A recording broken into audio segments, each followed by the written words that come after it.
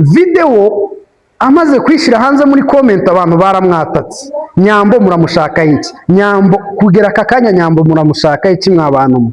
Nyambo n'ubundi niba ari akageri k'inyuma yamaze kugakubita Titi Brown. So ibyo mumushakaho ntago biri butuma ajya gukora divorce ngo agaruke kwa Titi Brown. Byararangiye. Ariko mu by'ukuri abantu muri comment bagaragaje ko hari ukuntu bafanaga couple ya Titi Brown na Nyambo kuruta uko bafana couple ya Nyambo na Richard. Ariko reka mbabwize ukuri, ibintu bya gapapu byahozeho n'abami no kubw'abami, ntago ndi bwinjire cyane mu mateka y'abami, ariko amateka mbwira ko hari n'umwami wigeze ukubita gapapu umuhungu we. Ariko Titi Brown no mwana mwiza pe, nje ndamubashimiye uko muzi, ndamubashimiye ntacyo yamaye ngo muvuge, kandi baravuga ngo iyo umuntu akoze ibintu byiza tujye tumwemera amana. Ikindi kintu cya danger, Titi Brown ababyinnyi bajye bamushimira hano mu Rwanda, niwe wagaragaje ko kubyina byavamo akazi, kubyina na akazi ni kariyeri, byatunga umuntu byamugeza kure. N'umubyeyi we ari kwa muganga, ntabwo ndi buvuga hariho kuko ntabwo babintumye, wenda wazabyivugire cyangwa se yarabyivugiye, ari kwa muganga ararembye, ari mu bitaro, kandi ni papa we yarasigaranye, sorry to say. Kandi nge Titi Brown namubwira ngo komera, ubuzima nyine niko bigenda. Hari igihe umuntu agera mu bihe ukagira ngo ibibazo barabibwiye ngo genda ujye guturana na kanaka. Kuba waba uri umukobwa, ibyo waba ufite byose, ayo waba utunze yose, ariko ukumva ko utazigera ushaka, utazigera ugira umugabo, nabyo ntabwo ari sawa.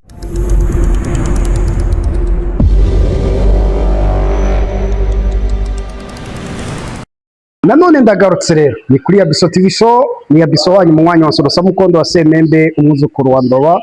Umwavuze ko kubinoza k'umugore ari umugabo. Nagize amahirwe mvuka ivanjiri yaraje mvana ivata mu kanwa, bityo mubibonye mukomeza kumva ibyo mvuga. Nabikunda cyane, ari naho handi mbifuriza kugira Imana n'amafaranga ndetse n'ubuyobozi bwiza. Yo bahaye ikaze rero muri iki kiganiro cy'uyu munsi. Iyo utarakanda subscribe ni byiza kuyikanda, dukomeze twagure umuryango mugari wa Yabiso TV show. Ariko kandi iyo wamaze kuyikanda urabizi, salute kabisa forever, waramaze kudushyigikira. That's why natwe tuba duhari kugira ngo tutazabatenguha.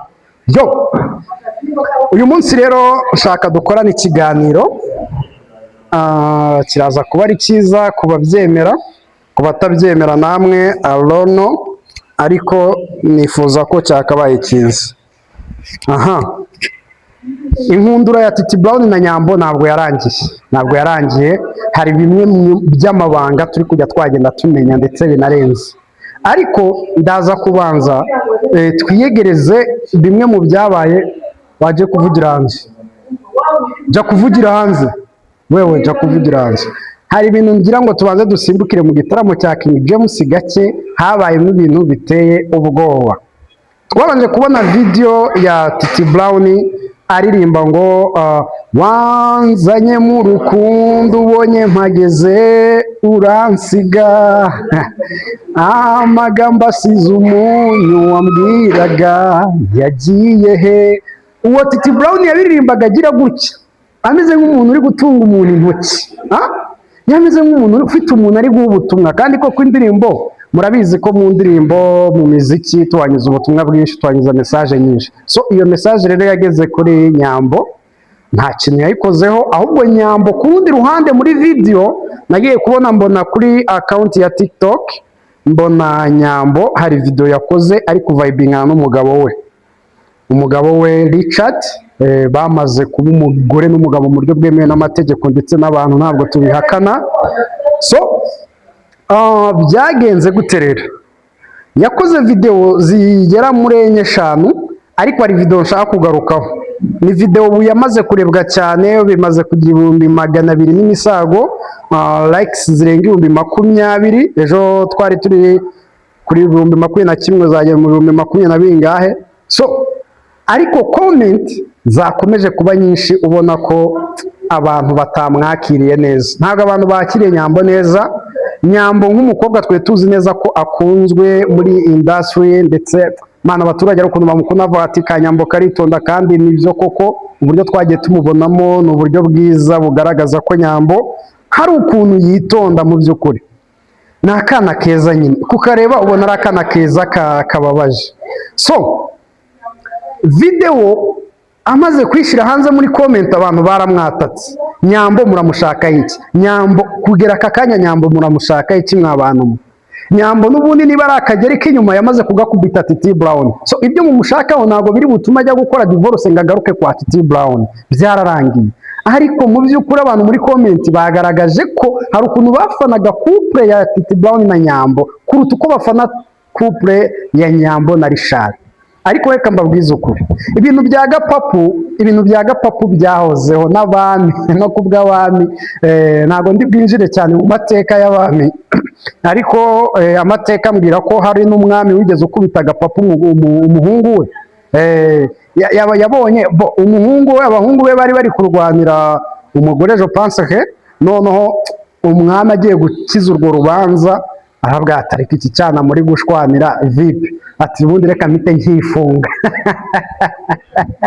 Umwami cyana ahita gitsindira. Bivuze ngo gapapu ntabwo zije none, nta nubwo zirangiye none, ahubwo abantu bari kwibaza bati bigenda gute muri industry ngo umuntu yirerera icyana undi muntu from nowhere, cyangwa se ariko ni from nowhere kwa tutaba tumuzi muri uyu muhanda, ariko abafite ibiceri afite n'aho abarizwa by the way. Ahubwo ibyo biceri bikaza bigahita bidufata na cya cyana bikagitwara. Ibi twarabibonye kuri Linda yahoze ari uwa Zaba na naye kwa Mitsutsu, Miki, urumva Miki yanyuze mu maboko ya benshi anyura no kwa Regis n'iki, ariko ubu yigere mu bituza bya Burahamu kwaga. None dore umukobwa mwiza Nyambo kwa Titi Brown ageze hariya. Reka mvuga iki kintu, inkundura yo gutandukana kwa Titi Brown na Nyambo ubundi yatangiye umwaka washize, nibwo ibintu byatutumbye cyane ubwo Titi Brown yizizaga isabukuru y'imyaka 30. Kuri uriya munsi yari yateguye kuba yavuga ijambo rikomeye imbere y'abantu, imbere ya Nyambo, ariko Nyambo agira impamvu yo kurwara. Aka kanya njyewe ntahamya ko kwari ukurwara bya nyabyo, ahubwo bwari uburyo bwo gukwepa iki, gukwepa impeta cyangwa se gukwepa andi magambo aremereye yagomba kuva ku mutima wa Titi Brown. Nyuma baje kuzenguruka bagenda babivuga, wumva umwe yahajemo amakosa, yananiwe kwihangana, twari kubikemura bigakomeza biranga. Nibwo rero Titi nibwo Nyambo yabivuyemo atangira kwiteraterana n'abandi. Murabizi babivuzeho byinshi, by the way babivuzeho byinshi. Ibyo biboro rero bivugwa ko kandi bikunze no kubimamo, Nyambo abantu bamujyaga mu matwi bakabwira bati Titi okay murakundana it's okay, ariko ntabwo muberanye.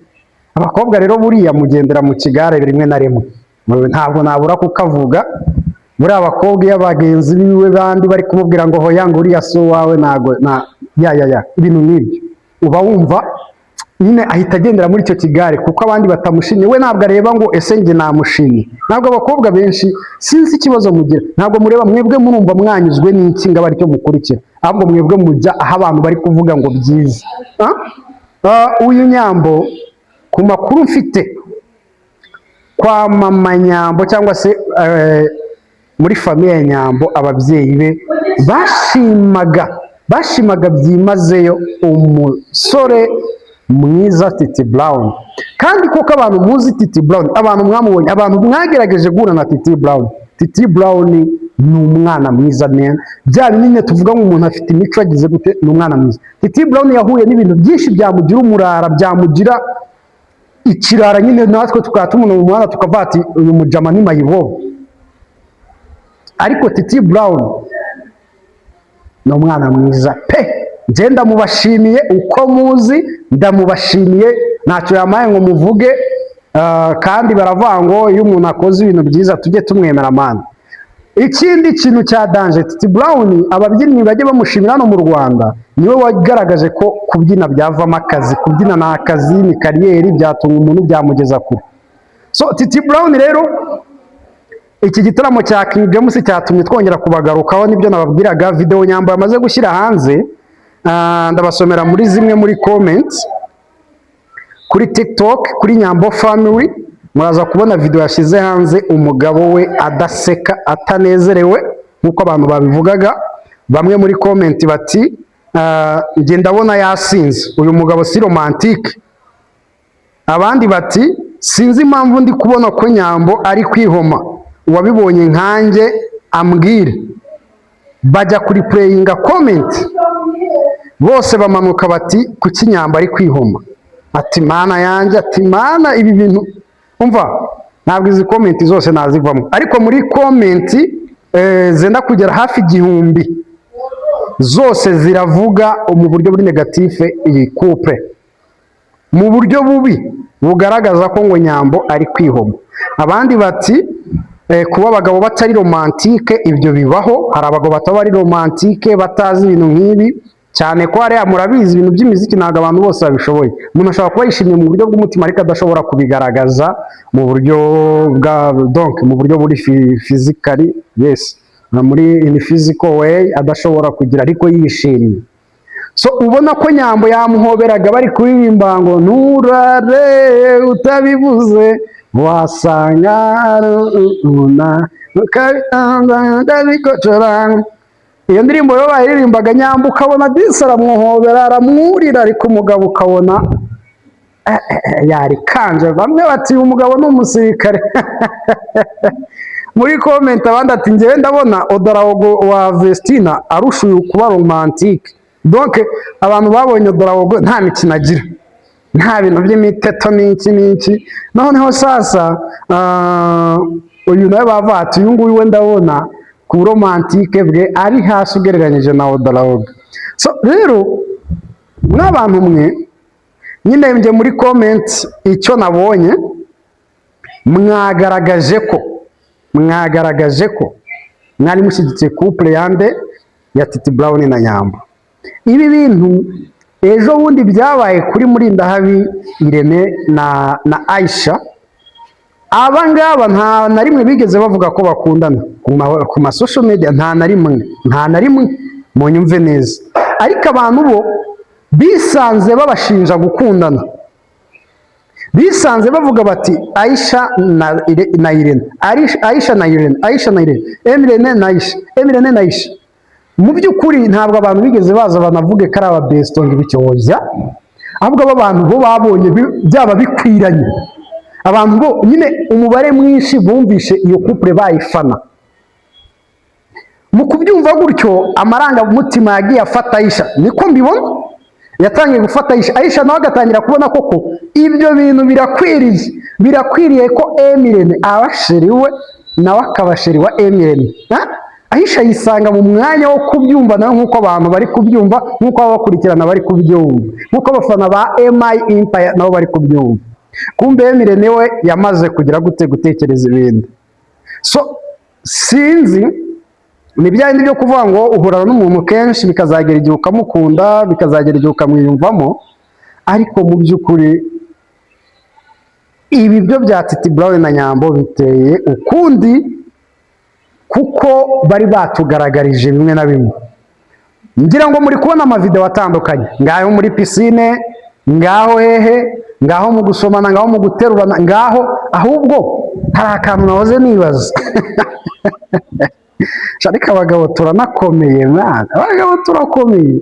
Uriya mugabo mwiza wa Nyambo buriya we ntakoresha TikTok cyangwa Instagram cyangwa YouTube?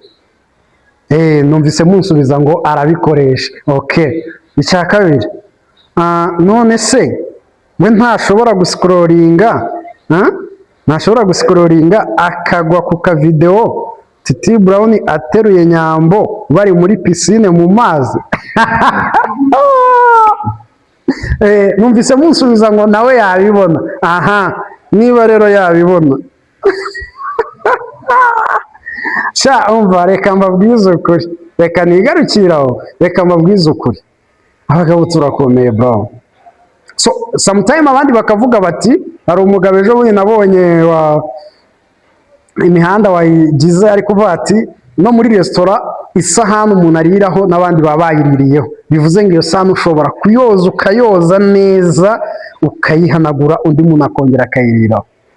Icyo yavugaga yaravuga ngo ko umukobwa hari abantu yabaga ari kumwe nabo kera, cyangwa ari abantu bahuye, ari abantu babanyemo mu bihe bya mbere y'uko muhura, ntabwo bivuze ko umukobwa ataba umukobwa muzima wo kwishimirwa, ntabwo bivuze ko atabamo umugore wa danje, ntabwo bivuze ko atavamo umumama ushima Imana. Ati uwo mukobwa uramufata ukanza ukamukuramo ibyo ahahise, ukamukoropa, ukamusigiriza mayindi, ukayizana ukayiturisha, umukobwa ukamuturisha ukamugira umuntu wa danje.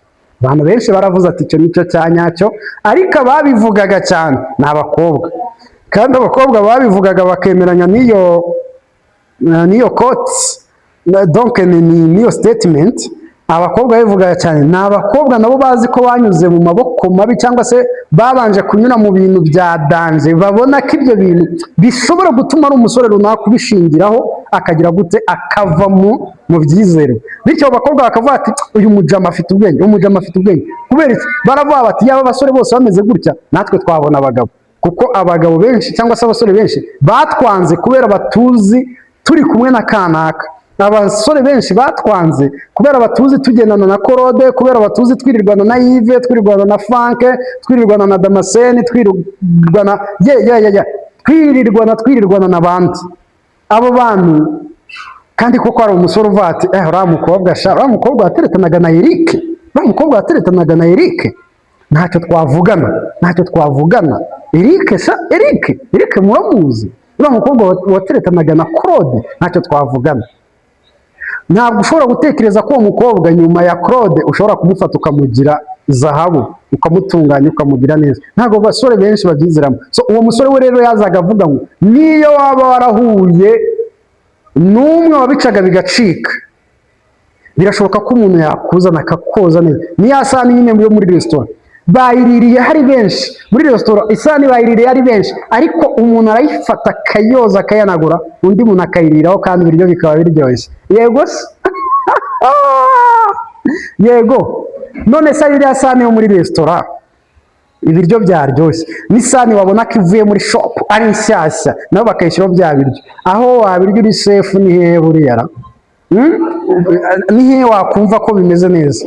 So rero hari ikintu cya protection cyangwa se kwishira mu mahoro, kandi nabyo birakwiye, ariko mu by'ukuri ni danje. So ubona rero ko Titi Brown ibi bihe ntabwo bimworoheye. Yakabaye ari ibihe byiza kuri we, yakozemo projet nziza nka Ngwino Urare, indirimbo yitwa Urare, ubona ko ari projet nziza imaze no gutuma abona ama-contract menshi, ubwo ama-contract agendana n'amafaranga of course. Byari ibihe byiza byo kuryoherwa, ariko sinzi uko bimeze ubu. Titi Brown n'umubyeyi we ari kwa muganga, ntabwo ndi buvuga hariho kuko ntabwo babintumye, wenda wazabyivugire cyangwa se yarabyivugiye. Ari kwa muganga, ararembye, ari mu bitaro, kandi ni papa we yari asigaranye, sorry to say. Kandi nge Titi Brown namubwira ngo komera, ubuzima nyine niko bigenda. Hari igihe umuntu agera mu bihe ukagira ngo ibibazo barabibwiye ngo genda ujye guturana na kanaka. So urukundo rero rurababaza, ntabwo ntekereza ko abantu batabizi babyumva nk'uko undi muntu yabyumva, ariko urukundo rurababaza. Rero umuntu utabizi nashaze kwituriza, aho kuza gushyira komenti utukana cyangwa ugira gute, ubyihorere. Kuvuga uko ubyumva ntabwo nakubuza kuvuga uko ubyumva, ariko ntutukane, ntuvuge ngo iki n'iki. Ibintu by'urukundo birababaza, urukundo rubabaza, ababizi barabizi. Abantu bajya batekereza ko ari ibindi bintu bishobora kubabaza kurusha urukundo, ariko urukundo rurababaza cyane. Kubera urukundo rwakubabaje rwica wowe imbere. Uzi ko uhura n'umuntu akakubabaza ugahita utangira kumva ko urukundo rutabaho, kandi rubaho. Ugatangira kumva nta muntu uzongera kwizera, nta muntu uzongera gukunda, kubera wahuye n'umuntu akagukorera ibyo ngibyo. So rero muba mugomba kugendamo gake, si rimwe si kabiri si umwe si babiri bababazwa n'urukundo kandi ukabona byabaye bibi cyane. So abaruzi rero barabizi neza ko atari ikintu cyoroshye, barabizi cyane. So Titi rero komeza ukora ama project yawe. Mu gitaramo cya King James rero abasore nibo nshaka kugarukaho. Abasore mwirirwa muvuga muti abakobwa barabuze. Abakobwa twabonye kwa King James, iyo muri kumbwira ngo abakobwa barabuze ngo murongore mugire ngo mugire gute, abakobwa barabuze. Ese mwabibonye? Niba utanagiye kwa King James ngo uhagere physically, wa scrollinze kuri TikTok, kuri YouTube, wajya ubibona kuri Instagram hose, ngira ngo wabonye urwego igitaramo cya King James kiriho. Bivuze ngo ibi ntabwo bintu bagarukaho ko umuziki nyarwanda umaze gutera imbere. Ariko njye nta nubwo mbibonera mu by'umuziki nyarwanda, ntabwo mbibonera mu by'umuziki, ahubwo ndabona ko abakurikirana, abakunzi, abanyarwanda muri rusange bamaze gutera imbere, bamaze gushaka, donc bamaze kugera ku rwego bakunda ibirori, ku rwego icyo nabonye n'undi muntu uwo ari we wese ntimuzongere gutinya BK Arena, ntimuzatinye Stade Amahoro. Abahanzi mwebwe ahubwo mubanze mumenye ko abanyarwanda batangiye gukunda ibintu byabo. Muzacunge muri Amerika n'umuhanzi twebwe tuzi kadatwika, iyo akoresheje concert, iyo akoresheje igitaramo, sare iruzura.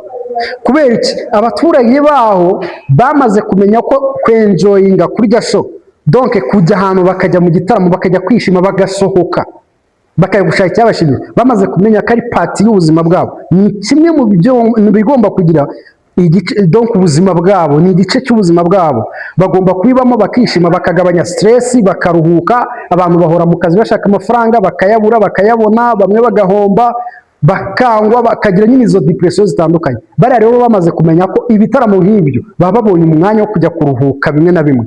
So nuza kubireba rero mu gitaramo cya King James, uraza gusanga hari ahantu abantu bakoze uko bashoboye bajyayo. Nudakunda umuziki, nutagira gute, bose bagiye. Ikindi kintu cyo kinarenze ku muhanzi by'umwihariko ni ukuntu yaririmbye indirimbo ku buryo nta muntu wagiye mwakira gitaramo utahabonye indirimbo ye. Ni ukuvuga ngo umuntu wese wari mwakira gitaramo yahavuye habonye indirimbo ye. Nicyo gitaramo mu Rwanda cyitabiriwe n'abahanzi benshi n'ibyamamare byinshi, reka mvuge gutyo. Wagira ngo yari inama y'abahanzi cyangwa yari inama y'ibyamamare, nyuma yo kubona harimo abakobwa benshi, nyuma y'uko arena ibihumbi biyuzuza byose, biriya bihumbi byibuze harimo nk'igihumbi cy'abajama.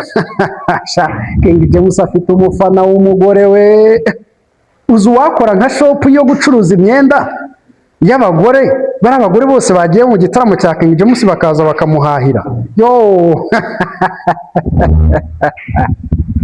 mbega abakobwa we, ebwan mwashyigikiye King James, abantu bose barabikunda, ndetse n'abagabo bari bahari mu by'ukuri, ubona ko ari ibintu byiza. So abasore rero mwitwaza ngo abakobwa barabuze, ntabwo babuze. Niba uzi ko babuze, jya kubwira King James abakubwiye, urebe ko utababona. Abakobwa barahari, sinzi abo mushaka bari bo, ariko abakobwa barahari.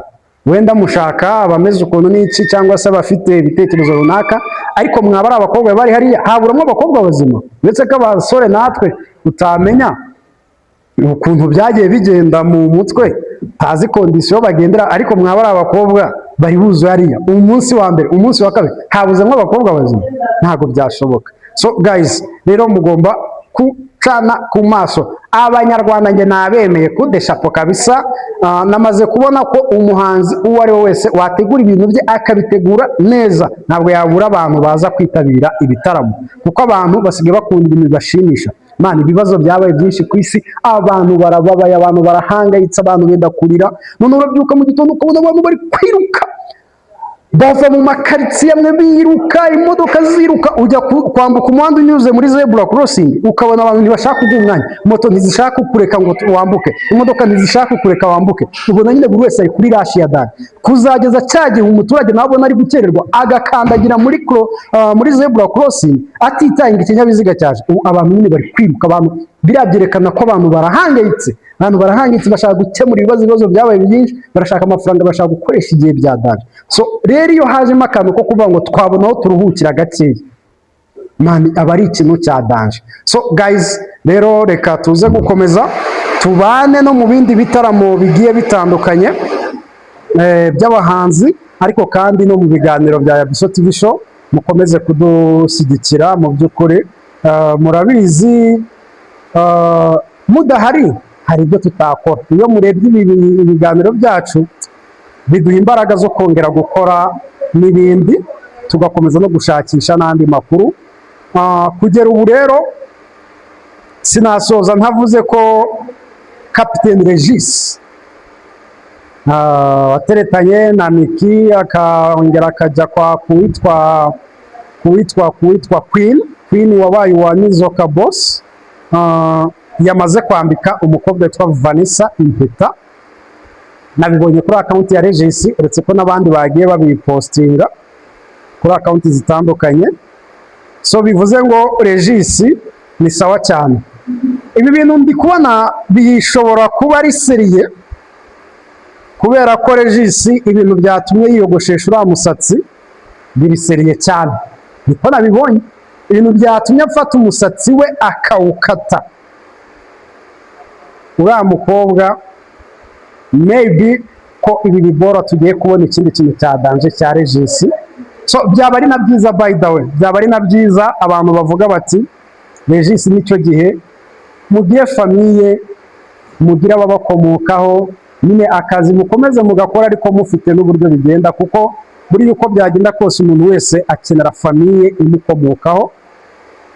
Nta muntu utayikenera, nta n'umuntu utabikunda. Na bano bakobwa ubona agize imyaka 25, 28 ingahe atayavuga ngo nge ntabwo nzashaka, ngo abagabo ntibakagutera iseseme, ngo njyewe ubona barigize nk'ibyo bitabareba, bashaka kuba abamansera ku ngufu. Si uko batakishima bafite uwo muryango ubakomokaho, ahubwo sinzi ikibitera kugira ngo umukobwa yisange muri iyo kayo kumva ko gushaka nta kintu bikimaze, kugira ngo umusore yisange muri iyo kayo kumva ko gushaka ntacyo bimaze. Ariko ntekereza ko ibyo bintu ni depression se aba yarahuye nayo, ariko nta kintu na kimwe gishimisha nko kuba ufite famiye nziza, ubona ibyo uyiha, ubona museka, ubona donc biranezeza. Nayo ni imwe muri pariti y'ingirakamaro umuntu ahura nayo mu buzima bwe. So uwo Nsoro Samukondo rero we umwuzukuru wa Ndoba we yavuze ko kuminuza k'umugore n'umugabo ni ukuvuga ngo kuba waba uri umukobwa, ibyo waba ufite byose, ayo waba utunze yose, ariko ukumva ko utazigera ushaka, utazigera ugira umugabo, nabyo ntabwo ari sawa. Yabinyuje muri ubwo buryo bwo kuvuga ngo kuminuza k'umugore n'umugabo, donc amashuri wagira, amafaranga yose watunga, ibintu byose wagira, ariko urinze usaza nta mugabo uje mu buzima bwawe ngo mubane ube mama, ntabwo ari byiza, ntabwo ari byiza. So guys, reka rero tujye tubana no mu bindi biganiro bitandukanye. Ni kuri Yabiso TV show nk'ibisanzwe, rero nanjye ni Yabiso. Reka tuze kongera mu bindi biganiro, kandi mbashimiye uko mwabanye nanjye.